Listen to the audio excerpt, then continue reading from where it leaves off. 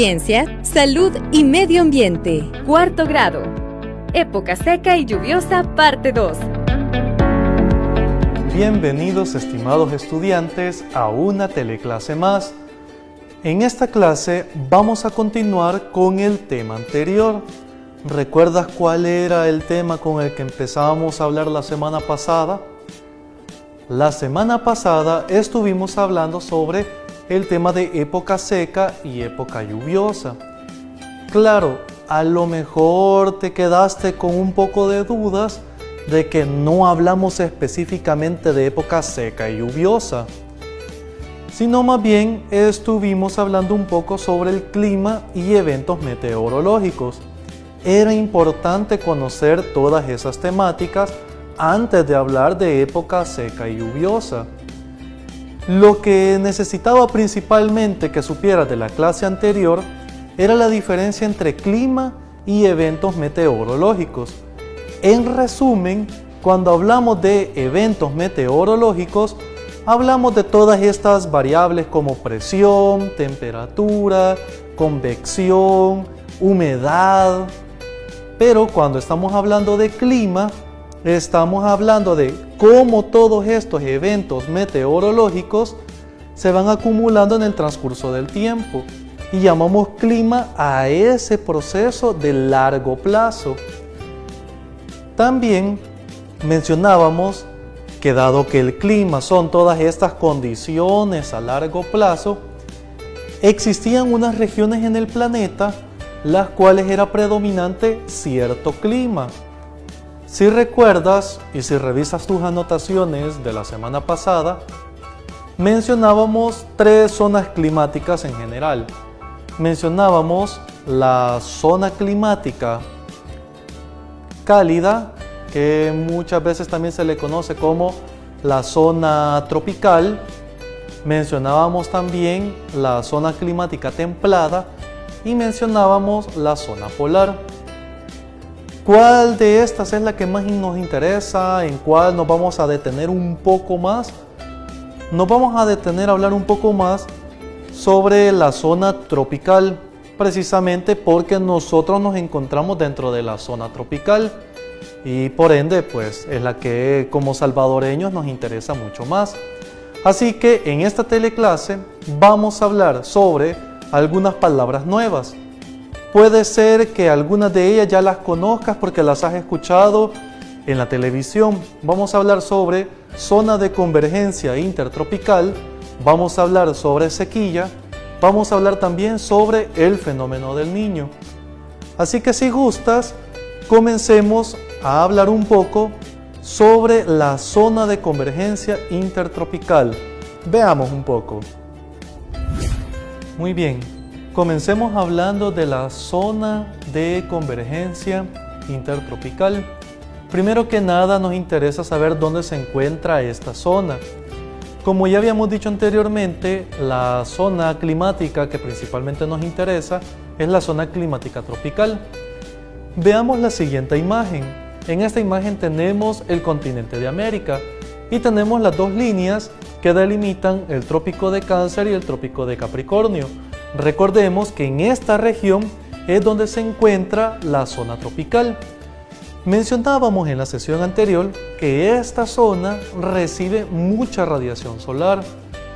Como nosotros ya habíamos también deducido en la clase anterior, al recibir bastante radiación solar, existe mucha humedad, mucha evaporación.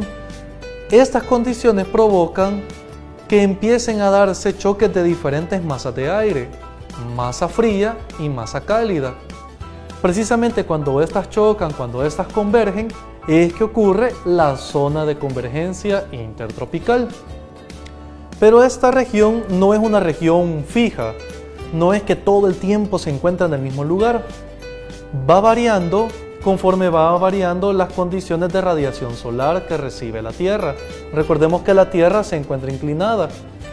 Si ves la siguiente imagen, en esta imagen vas a notar cómo se encuentra sombreada la región de la zona intertropical en dos momentos diferentes del año. Obviamente en la imagen ya estás buscando identificar El Salvador. Si notas, en la región donde se encuentra El Salvador, dice julio. ¿Qué significa eso? Que aproximadamente en las fechas de julio es cuando tenemos la zona de convergencia intertropical aproximadamente encima o lo más cercano a El Salvador. ¿Por qué es importante esto? Porque la zona de convergencia intertropical nos va marcando los tiempos en los que vamos a tener la época lluviosa. Generalmente en El Salvador tenemos que la época lluviosa arranca desde el mes de mayo y termina en el mes de octubre. Y como te imaginas, en la región que queda abajo del Ecuador, un poco más al sur, cambian las condiciones y ellos tienen la época lluviosa en otros momentos del año. De ahí la importancia. Cuando tenemos la zona de convergencia intertropical cerca de El Salvador, lo que ocurre es un sistema de baja presión. Del experimento de la semana pasada recordarás qué ocurre cuando tenemos una baja presión. Pero si no lo recuerdas exactamente, veamos otro experimento para recordar un poco qué ocurre con estos sistemas de baja presión que tanto se mencionan en los noticieros. Veamos el siguiente experimento sencillo.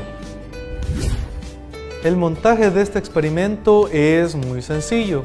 Como puedes observar, tengo acá un plástico, del plástico que se utiliza para envolver alimentos. Puedes utilizar también el plástico que utilizas para forrar tus cuadernos. En fin, simplemente necesitamos un plástico cualquiera. Aquí tengo agua que he teñido de color azul. Lo he hecho solo para que se pueda evidenciar un poco mejor. No es que sea necesario que tú lo tiñas de azul. ¿Qué voy a hacer con él? Voy a rociar ahorita sobre el plástico. Obviamente al hacer eso, como puedes ir notando, van formándose diferentes cúmulos de gotas. Vamos a rociar así. Y ahí tenemos muchas gotas dispersas. En algunas zonas se acumula más, en otras zonas se acumula menos. Ahora, recordemos que cuando estábamos mencionando la zona de convergencia intertropical, decíamos que se generaban condiciones favorables de baja presión. ¿Cómo afecta la baja presión para el fenómeno de las lluvias? Observa lo siguiente. Si yo tengo aquí todo a una misma presión, lo que tengo es una distribución aleatoria, una distribución cualquiera en la formación de gotas. ¿Qué ocurre si tengo una baja presión? Una baja presión es el equivalente como presionar con el dedo así. Si notas, al hacer eso, empiezan diferentes gotas a acercarse hacia esta región. Es decir, si tengo una condición de baja presión, la acumulación tiende a irse a la zona de baja presión. Por ende, si yo tengo, en el caso de la zona de convergencia intertropical, me genera condiciones favorables de baja presión, voy a tener más acumulación de nubes. Y como mencionamos en la sesión anterior, si tengo más acumulación de nubes, voy a tener una mayor probabilidad de que pueda llover. Es precisamente por eso que cuando la zona de convergencia intertropical está cerca de El Salvador, tenemos condiciones favorables para llamar época lluvia. Entonces, con este experimento muy sencillo y que tú puedes replicar en tu casa, puedes notar que ocurre con un sistema de baja presión. Quizá ya te estás preguntando, bueno, ¿y si tenemos alta presión?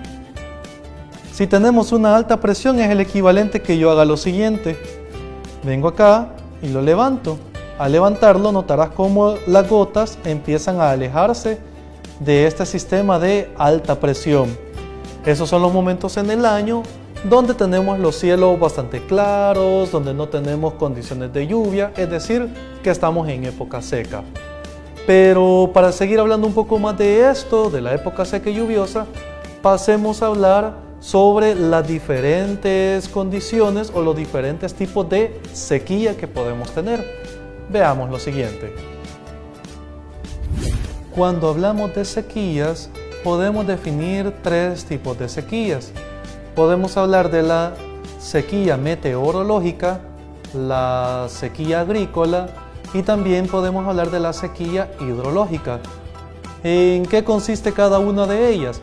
Primero, la sequía meteorológica. La sequía meteorológica prácticamente son esas condiciones del año en las que no llueve, en términos generales, ¿verdad? Entonces, son precisamente esos periodos largos de tiempo que no tenemos ningún tipo de precipitación, no tenemos ningún tipo de lluvia. En algunos casos es considerado normal por precisamente la época seca que ocurre periódicamente cada año. Pero existen momentos en los cuales se puede prolongar esa cantidad de tiempo y por lo tanto ya podemos estar hablando de una sequía meteorológica. ¿Qué ocurre con la sequía agrícola? La sequía agrícola casi siempre está precedida por la sequía meteorológica, es decir, es la forma en la cual se ven afectados los cultivos precisamente por la falta de lluvia, generalmente. Entonces son aquellos periodos de tiempo donde muchos de los cultivos se empiezan a secar por falta de precipitaciones, por falta de lluvia, aunque también puede depender una sequía agrícola por la falta de disponibilidad del recurso hídrico. Entonces también la forma en la que se afecta todo el cultivo agrícola, ahí estamos hablando de sequía agrícola como tal. Y por último tenemos la sequía hidrológica. La sequía hidrológica tiene que ver con el agua que se encuentra almacenado entre las capas de la tierra. Generalmente esta agua que se encuentra almacenada lo conocemos como acuíferos y son estos acuíferos los que nos sirven para extraer agua para los pozos. También se utiliza mucho en la industria. Lo que ocurre es que estos acuíferos se están recargando constantemente con agua, pero si producto de la actividad humana extraemos más agua, la velocidad con la que la extraemos es mayor que la velocidad con la cual se está recargando, va a ocurrir que el acuífero se va a ir secando poco a poco hasta llegar a un punto en el que ya no va a haber disponibilidad de recurso hídrico y por lo tanto vamos a hablar de sequía hidrológica. Estos tres tipos de sequía son muy importantes. Ahora veamos el caso contrario, el caso de las lluvias. Para hablar de lluvias nos conviene un poco hablar sobre el fenómeno del Niño. Creo que es un fenómeno que ya has escuchado en más de alguna ocasión. Veamos el siguiente gráfico del planeta para que observes en qué consiste el fenómeno del Niño. Veamos la siguiente imagen. En la imagen puedes observar que le estamos haciendo especial énfasis al Océano Pacífico, es decir, nos estamos centrando en la región que va desde América hacia Oceanía. ¿Qué es lo que debería de ocurrir normalmente o en condiciones en las cuales no está el fenómeno del Niño? Puedes ver en las flechas la dirección que siguen el viento. Vamos desde América hacia Oceanía, de tal manera que en condiciones normales hay un arrastre en las condiciones de temperatura, de tal manera que ocurre en la zona de Oceanía una mayor concentración de agua cálida. Esas flechas que vas viendo es un movimiento de agua cálida que va hacia Oceanía. ¿Qué es lo que permite eso? Permite que del lado de Oceanía el agua se encuentre más cálida y por lo tanto se den condiciones de lluvia, mientras que en el lado de América, que es el que más nos interesa a nosotros, hay un flujo de corrientes de agua fría que vienen desde el sur y eso permite que se den unas condiciones menos favorables para la lluvia. Pero cuando hay fenómeno del Niño, ¿qué es lo que ocurre? Ese flujo normal no se da, es decir, ese movimiento de los vientos desde América hacia Oceanía se ve cortado o se ve disminuido en una gran medida. Por lo tanto, en lugar de enfriarse las aguas que se encuentran en el Pacífico del lado de América, se empiezan a calentar. Este fenómeno no es nuevo, ya lo habían identificado unos pescadores peruanos de la región de Piata y estamos hablando que lo identificaron desde los años de 1800. Cuando ocurría este fenómeno, ellos sabían que no tenían condiciones favorables para la pesca y casi siempre notaban de que se daba en periodos entre 3 y 5 años y ocurría en la fecha de diciembre por las condiciones de las creencias religiosas y que se daba en las fechas de diciembre. Ellos decían de que era el niño Dios el que les mandaba decir que se estuvieran en sus casas y de ahí por qué viene el nombre del fenómeno del Niño. ¿Qué ocurre cuando tenemos el fenómeno del Niño? Que aumentan las condiciones favorables de lluvia en la región este de América. Por lo tanto, se dan condiciones favorables de humedad, de lluvias, de tormentas. Y en el otro lado, en el lado de Oceanía, ocurre todo lo contrario. Tenemos épocas de sequía, un ambiente bastante seco. Entonces ahí podemos evidenciar cómo el fenómeno del Niño, dependiendo de la región geográfica donde se encuentre, o genera sequías o genera inundaciones. Lastimosamente, hemos llegado al final de este video. Espero que te haya gustado mucho la clase y como habrás notado, la dinámica de la época seca y la época lluviosa es una dinámica muy compleja. Sin embargo, hemos tratado de darte los aspectos más generales para que puedas comprenderlos. Te esperamos en este mismo espacio la próxima semana, aquí en Aprendamos en Casa. Nos vemos.